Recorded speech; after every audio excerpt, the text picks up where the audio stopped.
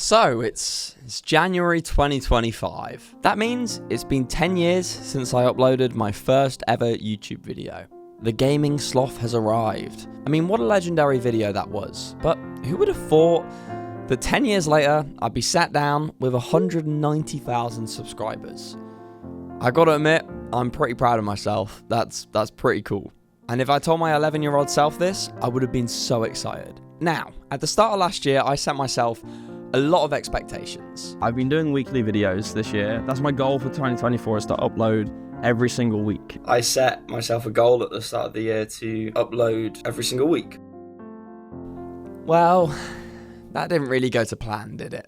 I mean, January last year was awesome. I uploaded every single week and the channel was doing amazing. So how did it all go so wrong? Why did I stop uploading? In February, I uploaded every other week. And in March, nothing. What happened here? Well, I guess a lot of things all happened at once. I started tour rehearsals, and a few people I knew turned out to be terrible. Which, I'll be honest, it wasn't a massive shock, but it still sucked. Like, really bad. I think beyond seeing all my friends struggling, it kind of brought up a lot of things from the past for me, and I thought I'd kind of come to terms with that.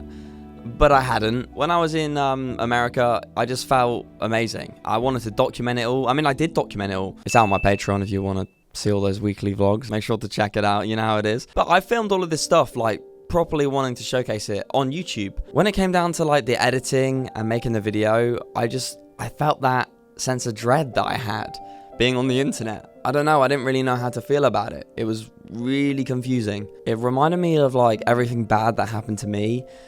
And I just knew I had to say something, because I couldn't like keep pretending that I wasn't like really affected by all of this. So I did. I'm like a 6 foot tall, reasonably fit guy. Like, I never really thought that I could be on the receiving end of something like this. This was hands down the scariest thing that I've ever done. I felt ashamed. I felt like embarrassed. Why should I, a man who's privileged, talk about something like that?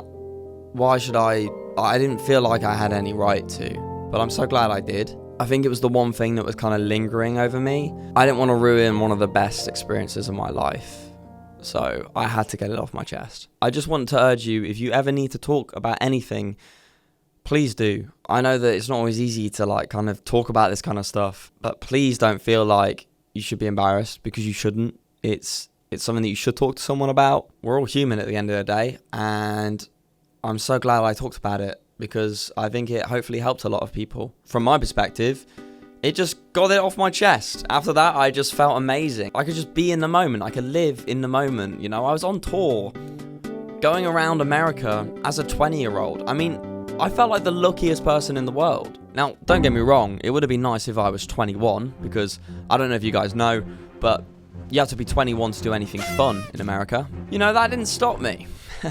I still went crazy. I was staying up till 3 a.m. every night playing chess on that tour bus. I was so high on life. It was amazing. I genuinely, I had such a good trip. I can talk about all the highlights, but you know, you can watch my tour video. That kind of highlights most of it. But yeah, it was weird. By the time I got back, it was like nearly May, and I was like, oh my God, half my year's gone.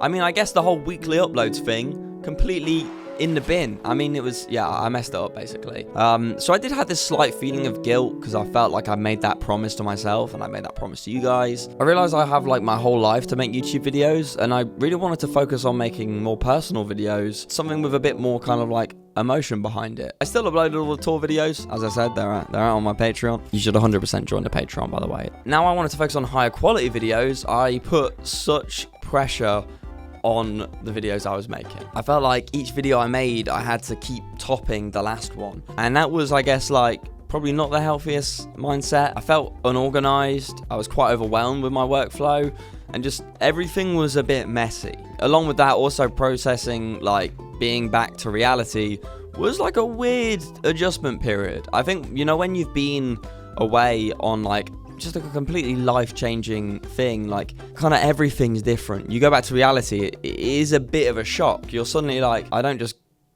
finish a show and go on the tour bus and play chess. Like I need to actually like kind of look after myself a lot more, I think. I wasn't eating healthy. I was really struggling to eat. That's probably just because America is a shithole and doesn't know how to make proper food that doesn't have, you know, chemicals in. I had this whole like 2-3 month adjustment period where I just really struggled eating, and that's something that I've never struggled with before. I just didn't want to eat food, which is bad. Like I wanted to eat food, like I wanted energy, but I just, America, man, like why? I really struggled. I think as well, I'm a vegetarian. Being a vegetarian, you know when you're in Texas and everyone's at a steakhouse and I have to eat fries and Brussels sprouts? It sucked. I mean, like, in the UK, it's very easy to be a vegetarian from my perspective. Maybe that's just because I'm cooking, but even then, when I'm out, there's always, like, a few veggie or vegan options. I've been to steakhouses in the UK, and they still just, like, there's still veggie options somehow at a steakhouse. I don't know. But yeah, summary is, I was all over the place, and my YouTube workflow was just a bit messy. I just didn't know what to do. But it's not like I wasn't doing anything. Like, I changed up my look, I stayed up for 57 hours, and I went on a road trip around Europe with my best friends. And I think this kind of sums up my whole year. I mean, I really did so much cool shit. It was a real battle between pulling my weight when it came to content and YouTube and all that stuff. But then on the other side, I was learning a lot about myself. It was this real kind of confusing balance that I was trying to work out between, I want to make YouTube videos, but also, after the road trip, suddenly we're entering the last quarter of the year. And although I was trying to get back into making videos, something else came up. Music. Now, I think my love for music has always been a bit of an escape. I think when I was younger growing up, if I was ever angry or frustrated, like I'd be able to take it out on the piano. That sounds really hard. Not in a bad way. Like I would be nice to the piano. Me and the piano were great friends. I would play my emotion, essentially. I'd be able to get that frustration out into playing peaceful music. So what did I do? I helped a bunch of my mates with some music stuff. And because I set myself these high standards, I didn't feel like I had the time to make the content that I wanted to.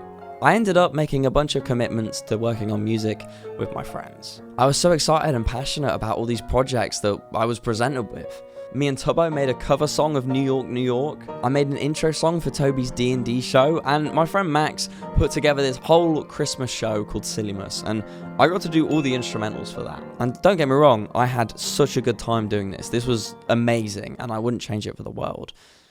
But it took up a lot of time. I think one of my biggest fears is letting people that I work with down, especially my friends. I don't think I could ever bring myself to do that. So instead, I kind of let myself down. And you guys too. As hard as I was trying to last year, I just couldn't put enough time into making videos. And I genuinely am really sorry for that. That's not to say that like I regret what happened last year. Like, I'm so glad last year panned the way out that it did.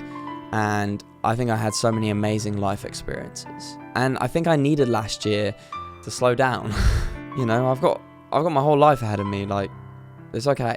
Now, having learned so much about myself and also the way I work, I figured out that there are a few things I need in order to keep on top of myself. Like structure. Like so many times, I've tried to cram so much work into a tiny time frame, and that just is never going to work for me. I mean, I don't think it will work for most people, admittedly. I need to take a few gaps, which might sound a little bit backwards, but take a few gaps in the day just to let my brain just roam free and do its thing. I think if I'm forced to just like sit at my seat, I'm gonna get distracted somehow. I feel like I have given myself the structure that I need. It's definitely a work in progress, but each week I'm getting closer and closer to figuring out the best way that I work. Basically, I've got better at telling people, no, I'm working today, which I gotta admit, I'm really proud of myself for learning how to do that, because I really struggled to say no. I think it's important to not let ourselves be disappointed in what we might not have achieved or what we might have failed at when reflecting on a year. I think it's a waste of time. I don't think it helps get anywhere. And I think we need to be focusing more on what we did achieve from last year. I did a lot last year, and I've got a lot to be proud of. So maybe I didn't let myself down as much as I thought I had.